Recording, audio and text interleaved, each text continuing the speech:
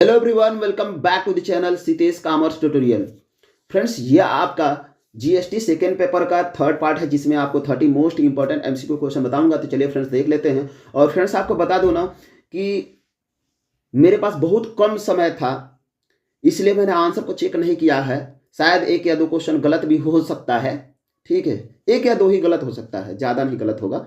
ठीक है, मैंने जहाँ से आंसर लिया है ना उसमें ज़्यादा गलत होने का चांस कम रहता है। ठीक है, तो इसलिए आप एक बार वेरीफाई कर लीजिएगा अगर समय बचे तो, नहीं तो वैसे ही पढ़ के चले जाइएगा। ठीक है, और मुझे अभी जाना है, ड्यूटी है इस समय से लेकर के शाम तक। ठीक है, तो मैं अपलोड नहीं कर पाऊंगा, इसलिए जल्दी जल्दी बना के मैं कहा कि अपलोड कर दूं, फिर समय मिलेगा नहीं। और टेलीग्राम का लिंक वीडियो के डिस्क्रिप्शन बॉक्स में मैं दे दिया हूँ, आप वहाँ से ज्वाइन कर लीजिए, क्योंकि हो सकता है जब मैं कोई वीडियो नहीं अपलोड कर पाऊंगा ना तो उसका PDF वहाँ पर सेंड कर दिया करूँगा। ठीक है, चलिए देख लेते हैं। क्वेश्चन नंबर 61 है, which of the following supplies of goods is subject to reverse charge. कह रहा है निम्नलिखित में से किस वस्तु की आपूर्ति रिवर्स चार्ज के अधीन है। तो यहां पर ए वाला ऑप्शन सही हो जाएगा, सिल्क यार्न यानी रेशम का धागा।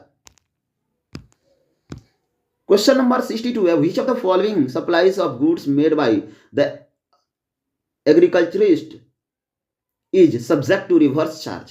कृषक द्वारा की गई वस्तुओं की निम्नलिखित में से कौन सी आपूर्ति रिवर्स शुल्क के अधीन है। यहां पर जो सही ऑप्शन होगा फ्रेंड्स वो होगा आपका सी, रॉ कॉटन यानी कच्चा कपास। क्वेश्चन नंबर 63 है, GST is payable by the recipient under reverse charge on. कह रहे जीएसटी प्राप्तकर्ता द्वारा रिवर्स चार्ज के तहत देय है। ये ऑप्शन आपका दिया हुआ है प्रयोजन यानी स्पॉन्सरशिप सर्विसेज, और यही वाला ऑप्शन सही हो जाएगा। क्वेश्चन नंबर 64 है, at what rate should the tax be collected at source. कह रहा है कि सोर्स पर कर किस दर से एकत्र किया जाना चाहिए। यहां पर बी वाला ऑप्शन सही होगा 1%। क्वेश्चन नंबर 65 है, input tax credit is available to whom in case of job work. कह रहा है जॉब वर्क के मामले में इनपुट टैक्स क्रेडिट किसे उपलब्ध है। यहां पर जो सही ऑप्शन होगा वो होगा बी, प्रिंसिपल्स यानी प्रधान। ठीक है,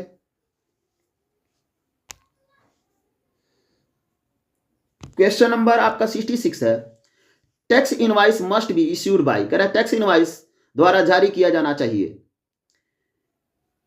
ए ऑप्शन आपका दिया हुआ है एवरी सप्लायर, बी कह रहा है एवरी टैक्सेबल पर्सन, सी कह रहा है registered person not paying tax under composition scheme. ठीक है, यही वाला ऑप्शन आपका सही हो जाएगा, सी वाला। क्वेश्चन नंबर 67 है, अ bill of supply can be issued in case of inter state and intra state.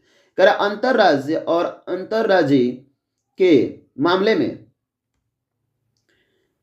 देखिए दोनों अंतरराज्य हो गया है, एक इंट्रा स्टेट है, एक इंटर स्टेट है, एक इंट्रा स्टेट है। ठीक है, आप देख लीजिएगा, सही कर लीजिएगा।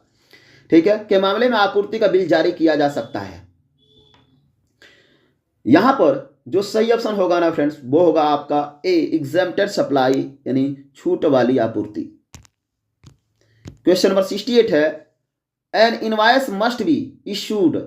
कह एक चलान जारी किया जाना चाहिए। ए ऑप्शन दिया हुआ है at the time of clearance of goods, और यही वाला ऑप्शन आपका सही हो जाएगा, माल की निकासी के समय। क्वेश्चन नंबर 69 है, the details of outward supplies of goods और services shall be submitted by. कह रहा वस्तुओं या सेवाओं की बाहरी आपूर्ति का विवरण प्रस्तुत किया जाएगा। तो यहां पर जो सही ऑप्शन होगा वो होगा ए, अगले महीने की 10 तारीख को, 10th of the succeeding month. Question number आपका 70 है, details of outward supply shall include. कह रहा जावक आपूर्ति के विवरण में शामिल होंगे। ठीक है, ए ऑप्शन दिया हुआ इनवॉइस, तो ये शामिल होता ही है। बी कह रहा कि क्रेडिट एंड डेबिट नोट्स, ये भी शामिल होता है। C, revise invoice issued in relation to outward supplies, ये भी शामिल होता है। आपका डी वाला ऑप्शन सही हो जाएगा, ऑल ऑफ द एबव।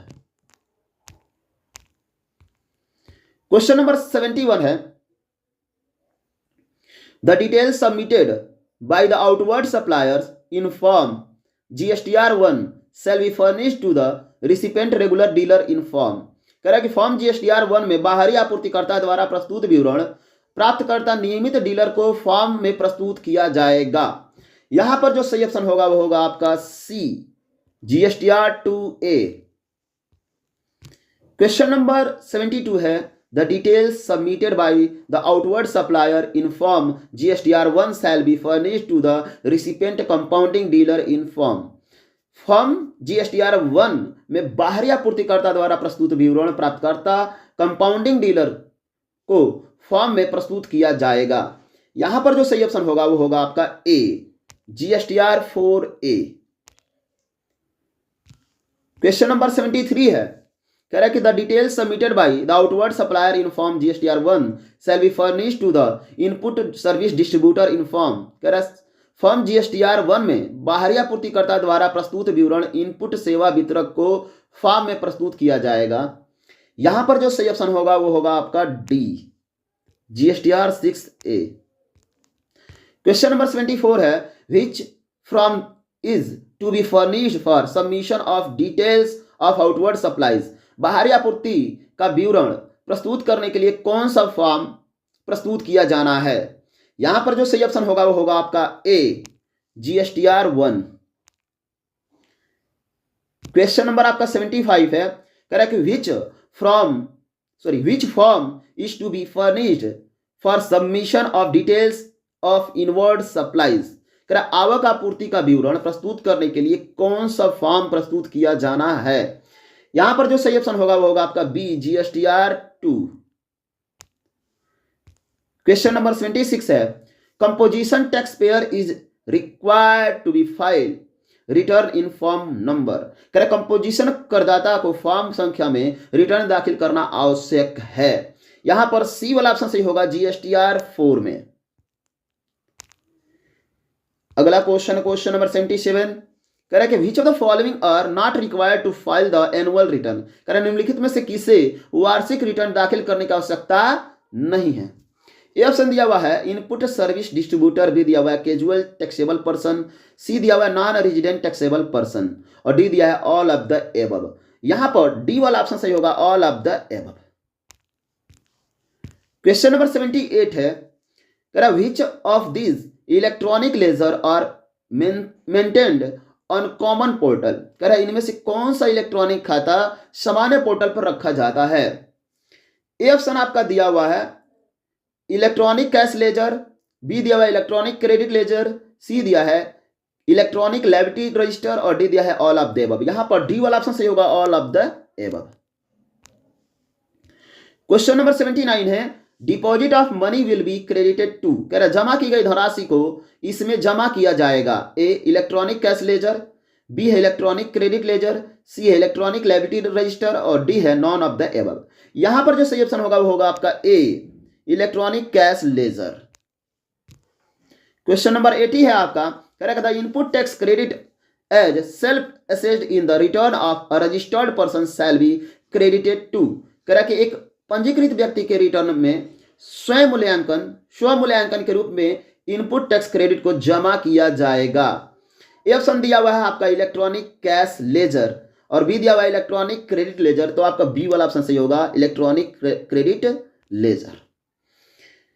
अगला क्वेश्चन है आपका the electronic cash laser shall be maintained in form. कह रहा इलेक्ट्रॉनिक कैश लेजर फॉर्म में रखा जाएगा। यहां पर जो सही ऑप्शन होगा वो होगा आपका सी GST PMT 05।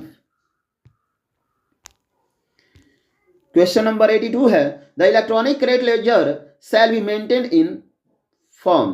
कह रहा इलेक्ट्रॉनिक क्रेडिट बही को फॉर्म में रखा जाएगा। तो यहां पर जो सही ऑप्शन होगा वो होगा आपका A GST PMT 02। Question number 83 है which of the following items can be debited to electronic credit ledger. कह रहा है निम्नलिखित में से किस मद को इलेक्ट्रॉनिक क्रेडिट लेजर से डेबिट किया जा सकता है। तो यहां पर जो सही ऑप्शन होगा वो होगा आपका ए आउटपुट टैक्स। क्वेश्चन नंबर 84 है payment of output GST can be done by debiting, कह रहे आउटपुट जीएसटी का भुगतान डेबिट करके किया जा सकता है। यहां पर ए वाला ऑप्शन दिया हुआ है इलेक्ट्रॉनिक कैश लेजर, बी दिया हुआ है इलेक्ट्रॉनिक क्रेडिट लेजर, और सी दिया हुआ है आइदर इलेक्ट्रॉनिक कैश लेजर और इलेक्ट्रॉनिक क्रेडिट लेजर। तो सी वाला ऑप्शन यहां पर सही होगा। ठीक है, 84 का सी। क्वेश्चन नंबर 85 है input tax credit on account of SGST available in electronic credit ledger shall be utilize for tax payment, कह रहा इलेक्ट्रॉनिक क्रेडिट लेजर में उपलब्ध जीएसटी के कारण इनपुट टैक्स क्रेडिट का उपयोग कर भुगतान के रूप में किया जाएगा। यहां पर जो सही ऑप्शन होगा ना फ्रेंड्स वो होगा आपका B, first for SGST and then for IGST. यहां पर बी वाला ऑप्शन सही हो जाएगा। ठीक है, चलिए अगला क्वेश्चन, क्वेश्चन नंबर 86, कह रहा presently interest on delayed payment of tax is payable eight the rate of, कह रहा वर्तमान में कर के विलंबित भुगतान पर ब्याज निम्न दर से देय है। यहां पर जो सही ऑप्शन होगा वो होगा आपका बी, 18%। क्वेश्चन नंबर 87 है a taxable person who makes an undue or access claim of input tax credit shall pay interest on such undue और excess claim at the rate of, कह रहा कि कर कराधीन व्यक्ति जो इनपुट टैक्स क्रेडिट का अनुचित या अधिक दावा करता है उसे ऐसे अनुचित या अधिक दावे पर ब्याज का भुगतान करना होगा। तो यहां पर सी वाला ऑप्शन सही होगा, 24%। क्वेश्चन नंबर 88 है a taxable person who makes an undue or excess reduction in output tax liability shall pay interest on such undue or excess reduction at the rate of, कह रहा है एक कराधीन व्यक्ति जो आउटपुट कर देनदारी में अनुचित या अधिक कटौती करता है उसे ऐसी अनुचित या अधिक कटौती पर ब्याज का भुगतान करना होगा। यहां पर सी वाला ऑप्शन सही होगा, 24%। तो फ्रेंड्स बस इतना ही क्वेश्चन है। ठीक है, फिर मिलते हैं अगले वीडियो में। Thank you, best of luck.